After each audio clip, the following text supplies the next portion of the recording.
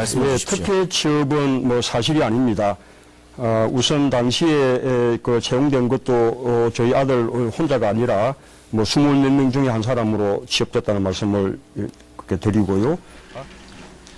방금 들으신 내용은요, 지난 2012년 4월 달에 부산의 사상 선거구에서 문재인 후보가 국회의원으로 출마했을 때 거기 그때 당시에 새누리당의 손수조 후보와 TV 토론을 할 때 나왔던 이야기입니다.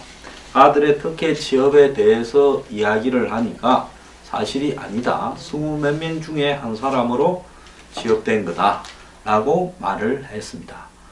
이 말을 들으면 20몇 명이 신청을 해서 그 중에 한 명이 된 거냐, 아니면 당시 취업된 사람이 전체를 합쳐서 20몇 명이다, 즉 당시 합격자가 20몇 명이다 라고 이렇게 말을 하는 거냐, 이 부분에 좀 헷갈릴 수는 있는데요, 20몇 명 중에 한 명이 뽑힌 거다 라고 이야기를 해도 제가 볼 때 그거는 거짓이고 그렇지 않지 않습니까? 두 사람 중에 두 명이 뽑혔으니까요, 아들이 취업된 부분은요.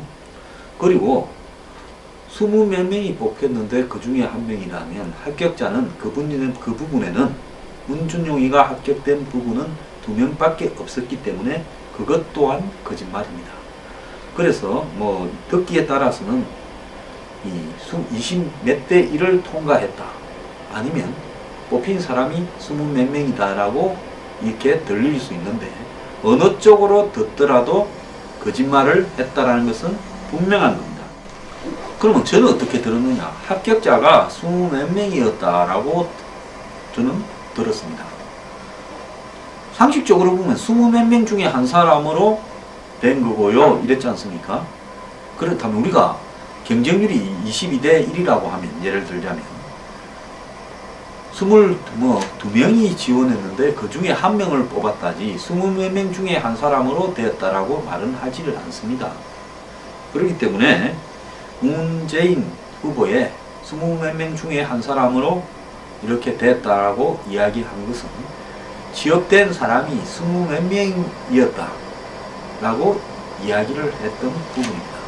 자신은 1대1, 즉 한 명 지원해서 혼자 합격됐다라는 부분에 대해서 선관위의 거짓이라는 판단까지도 받아낸 사람이에요. 앞으로 그렇게 하면 거의 사실 유포로 처벌하겠다라고 한 사람이, 즉 2명 중에 2명 뽑은 거를 1명 중에 1명 뽑았다. 그 2명 중에 2명도 사실상 경쟁적인 어떤 부분은 아니었죠. 그런데 그걸 1명 중에 1명 뽑았다면 거짓이라고 처벌하겠다라는 결론을 받아낸 사람이 선관위에서 그렇게 하지 않았습니까? 공식적으로 발표를 했죠. 공무원 5급이 아니다. 그리고 이렇게 1명 응시해서 1명 된 게 아니다. 그리고 허위사실 유포에 해당된다. 이렇게 말하지 않았습니까? 그렇다면 20몇 명 중에 1명으로 취업됐다라는 문재인 후보의 말 역시 선관위가 이야기한 허위사실 유포에 해당이 되는 겁니다. 그렇지 않습니까? 자, 그걸 비판하다가 말한 허위사실은 처벌이 되고, 그걸 갖다 해명하다가 말한 허위사실은 죄가 아니다라고 말하는 것은, 이것은 논리에 맞지 않는 이야기라고 볼 수 있습니다. 자, 지난번에 최순실 게이트 때 민주당 의원들은 말을 타고 이하여대를 입학한 정유라에 대해서 그렇게 비판을 했고, 마치 그 배후에 박근혜 전 대통령이 관계된 양 비판을 하면서 이 신성해야 될 한국의 명문 여대의 입학 과정에서 최순실이 한마디로 정치적 배경을 바탕으로 그걸 뒤흔들어 버리고 그 대가로 이하여대에 온갖 혜택이 주어졌다라고 비판을 해왔으며, 정유라의 이런 부정 입학이야말로 한국 사회에 한마디로 만연해 있는 이런 어떤 이 잘못된 권력의 대표적인 사례라고 이야기를 했습니다. 근데 문재인 후보가 청와대에서 이 수석으로 있을 때 밑에 비서관 행정관으로 근무하던 사람이 이제 나와서 고용정보원이라는 조그만한 공공기관의 원장이 되었을 때 그 당시 노무현 정권 당시 사실상 2인자였던 문재인의 아들이 자기 밑에 있던 사람이 들어간 사장으로 들어간 이 공공기관에 자기 아들이 취업되는 과정에서 발생했던 이해가 안 가는 일에 대해서 이런 식으로 해명을 하는 태도 또한 정유라 최순실 게이트와 다를 바가 뭐가 있는지 저는 묻고 싶습니다. 자, 본인은 차원이 다른 이야기다라고 말하고 싶겠죠. 왜 차원이 다르냐? 정유라를 위해서 이해대가 학칙을 바꿨고 또 정유라가 유니폼을 입고 메달을 들고 들어갔고 정유라를 뽑아라고 지시가 있었고 이런 부분들이 이대 교수들은 다 부인을 했지만은 결국은 청문회와 특검 조사를 통해서 다 구속이 되면서 사실처럼 국민들에게 받아들여졌고 정유라의 오만방자한 태도와 더불어서 이 사실은 최순실 게이트의 촛불 시위를 끌어내는데 결정적으로 기여했습니다. 문재인 후보가 대학 입시만큼 중요한 취업 그리고 나중에 파슨스로 가게 되는 부분에서 결정적으로 작용했을 가능성이 있는 공공기관 취업에 있어서 한마디로 그 뽑는 과정에 대해서 말을 의도적으로 거짓말을 했던 말하다가 실수가 되었던 말을 거짓을 말했습니다. 그리고 그 부분에 온갖 의혹이 제기되고 있습니다. 문재인 후보는 당시 대통령 정무특보였고요. 3개월 후에 대통령 비서실장이 되었습니다. 아들이 2006년 12월에 고용정보원에 이렇게 취업을 할 때 그랬다는 겁니다. 자, 근데 15일 전에 직원을 갖다가 모집 공고를 해야 되는데 원서 하루 전에 공고해서 공고기간이 굉장히 다른 게에 비해서 짧았고 그리고 노동부의 2007년 감사에서도 공고기간이 너무 짧아 응시자를 최소화한 뒤 특정인을 채용한 의혹을 갖게 되었다고 지적된 바도 있습니다. 자, 지금까지 의혹만 등장을 했지 탈법이 있었다라는 부분은 아직 이렇게 정식으로 확인은 안 됐습니다. 그러면 이 의혹은 나름대로 매우 합리적인 의혹이고 고용정보원이 채용하는 과정에서 매우 의문이 여러 가지가 있었던 것은 분명한 사실입니다. 자, 지금 국민의당이나 자유한국당, 바른정당은 정유라와 문준용이 뭐가 다르냐까지 이야기를 하면서 주말에도 비판을 세게 했습니다. 문재인 후보는 여기에 대해서 기자들을 만나 뻔히 밝혀진 사실을 무슨 계기만 되면 또 하고 언제까지 되풀이할 것이냐. 우리 부산 사람들은 이럴 때 그냥 한마디 하는데 마 고마해. 뭐 부산의 롯데 자이언츠 야구하면 마 하고 이렇게 견제구 던지는 상대 투수에 대해서 이야기할 때가 있습니다. 근데 그런 식으로 말을 했는데요. 정치인 문재인을 검증하는 것은 언제든 할 수 있는 일이지만 그 과정에서 제 아들이 겪는 인권 침해나 인격에 대한 모욕 그런 부분들은 용납할 수 있는 일이겠나 이렇게 말을 했습니다. 용납을 안 하면 어떻게 할 겁니까? 정치인 문재인이 대통령이 되겠다고 나왔으면 정치인 문재인뿐만 아니라 정치인 문재인의 부인, 아들 그리고 조카, 형님, 동생까지도 검증의 대상이 돼야 되는 거고 그 사람들의 행적에서 유력 정치인 문재인의 힘이 보태어졌거나 영향력이 작용을 해서 입학을 하거나 군대를 가거나 취업을 하거나 더 나아가서 돈을 벌거나 하는 부분에 권력의 특혜가 영향을 미쳤다 하면 모두 다 캐내어서 발가벗겨져야 하는 겁니다.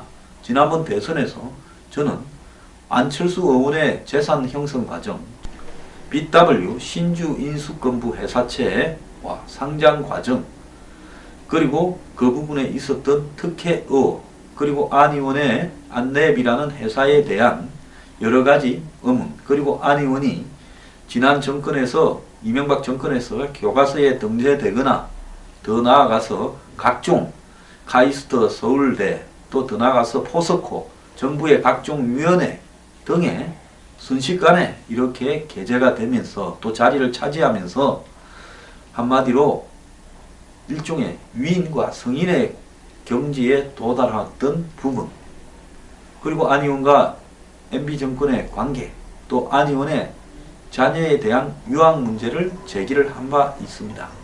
그 부분에 대해서 제기를 했던 이유는 안철수 후보가 공공교육을 강화해야 된다면서 안철수의 생각에서 우리나라 교육 문제를 지적을 많이 해놓고 본인에 따른 과유학을 시키지 않았나 하는 의혹을 제기했던 겁니다. 자, 그때 문재인 후보 진영에서, 친노 진영에서 열렬히 안철수 후보의 딸 문제를, 다른 의혹을 제가 제기할 때는 가만히 있더니만 그때 엄청나게 SNS에 퍼나르고 했던 부분을 지적을 합니다. 그래, 안철수 후보의 딸에 대한 의혹에 대해서는 앞장서서 제기하면서 자신의 아들에 대한 의혹에 대해서는 인격 침해나 인권 침해 운운을 하면서 말을 한다면 그건 정말로 이율배반적이고 남노남불 이런 식의 사고 아닙니까? 이런 식의 사고로 어떻게 대선을 임하겠다라는 겁니까? 지금 나온 걸 보면 이제 시작인데요. 앞으로 나올 일이 숱하게 더 있을 수 있습니다. 그렇다면 지금까지 나온 내용 중에서 해명이 안 되는 문제에 대해서는 문재인 후보가 자신의 입으로 말을 해야 되는 거 아닙니까? 왜 이런 식의 입사가 되었는지 대해서 정확하게 말을 해야지요. 자, 공적으로 말을 하고 해명을 하면 잘못된 게 없으면 밝히면 됩니다. 나중에 혹시 뒤집어질까 싶어서 공식적으로 말을 하지 않은 채 마 고마해 요렇게 이야기하는 겁니까? 마 고마해 하고 싶지가 않은데요. 전혀 의문이 풀리지가 않는데 어떻게 마 고마해라고 이야기를 합니까? 당신은 옛날에 안철수 딸 문제에 대해서 마 고마해 했습니까? 정유라 문제에 대해서 민주당 의원들이 누구 못지않게 열심히 파헤치지 않았습니까? 최순실의 딸과 안철수의 딸은 문제가 되고 그뿐입니까? 옛날로 2002년으로 거슬러 올라가면 당신들 친노들은 이해창 후보 아들 문제를 리바이벌까지 해가면서 그 중에서 대부분 또 사실이 아닌 것으로 밝혀졌고 공작 의혹까지도 대두되지 않았습니까? 그렇게 해놓고 이해창의 아들과 최순실의 딸과 안철수의 딸은 문제가 되면서 자신의 아들은 인격 침해고 인권 침해라고 말을 하고 싶습니까? 얼마나 이율배반적인 이야기입니까? 자, 될 만한 후보한테 이렇게 말하는 거 쉽지 않습니다. 이미 돌아가신 노무현 전 대통령의 가족의 640만 불을 이야기하는 것은 쉬울 수가 있어요. 하지만 살아있는 권력이고 지금 대다수가 대통령이 될 거라고 생각하는 문재인 후보의 아들에 대해서 이렇게 이야기하는 부분은 정말 쉽지 않을 수 있습니다. 자, 이제 시작입니다. 좀 있어 보세요. 자, 아들이 미국에 의학연수를 가서 고용정보원에 조금만 다니고 13개월만 다니고 그리고 24개월을 휴직을 해서 그 24개월 동안에 의학연수 갔다가 인턴으로 취업을 했다가 더 나아가서 그런 경력까지 다 쌓아서 얹어서 파슨스에 입학을 했습니다. 자, 파슨스는 학비가 최소 학비 플러스 생활비 그 다음에 재료비가 교재비가 1억은 더 들고 아껴 써야 1억인데 별도의 숙소를 가지고 차를 몰면서 살았다면 그것보다도 훨씬 더 들었을 겁니다. 그 돈들은 다 어떻게 조달했는지 더 나아가서 그렇게 자랑하게 해 마지 않는 이미 그쪽 캠프에서 먼저 언론에 공개하지 않았습니까? 저는 그랬다고 보는데요. 문준용이 뛰어난 실력자다. 파슨스의 졸업작품 이 정강된 가상현실에 대한 작품이라는 그 작품을 들고 10수개의 해외 비엔날레나 전시회에 참석을 해서 그 설치 미술을 가지고 옆에서 설명하고 했던 그런 부분에 대한 비용들은 다 어떻게 이렇게 나왔는지 이런 부분도 해명해라 하는 이야기가 나올 수 있습니다.